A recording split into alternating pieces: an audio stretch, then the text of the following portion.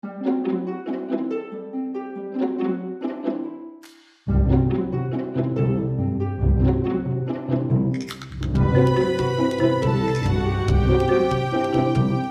avez plusieurs types de collectivités qui se côtoient, j'allais dire, aujourd'hui, communes, hein, les villes, les mairies, et à côté de cela, nous jeunes collectivités qui sont les communautés d'agglomération. La catégorie A dans les communautés d'agglomération est beaucoup plus forte. On a affaire là à des secteurs, des services et donc des métiers d'expertise. Les cadres ne vivent pas la même pression. Dans une mairie, vous avez effectivement une pression, entre guillemets, qui vient de la population, puisque on offre un service direct à la population. Dans les communautés d'agglomération, c'est pas tout à fait, ou même pas du tout, hein, le même type de pression. La pression, on la voit venir beaucoup plus fortement par les élus.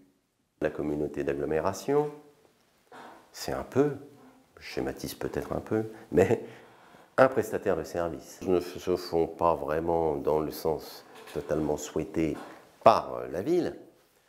Là, je veux dire que le cadre, ingénieur, technicien qui est en charge du dossier,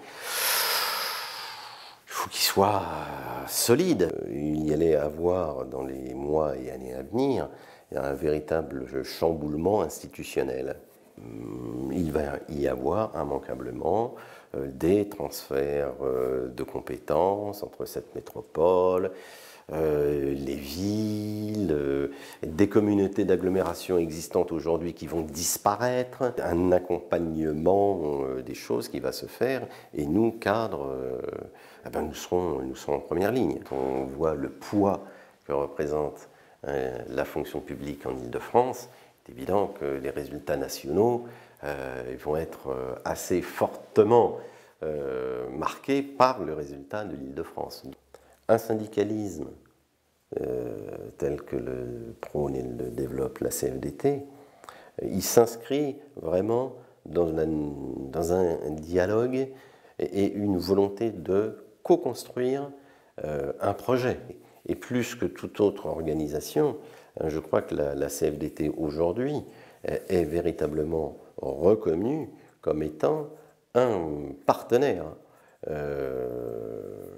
fiable, critique, mais qui, quand elle s'engage à fond dans l'intérêt du service public et des agents. Ce travail a été reconnu par les agents. Et comment il a été reconnu?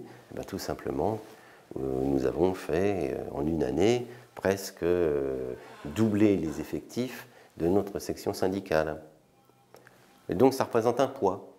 Maintenant, vis-à-vis de l'employeur, on ne s'adresse plus à l'employeur quand on est 15 ou quand on est maintenant une quarantaine.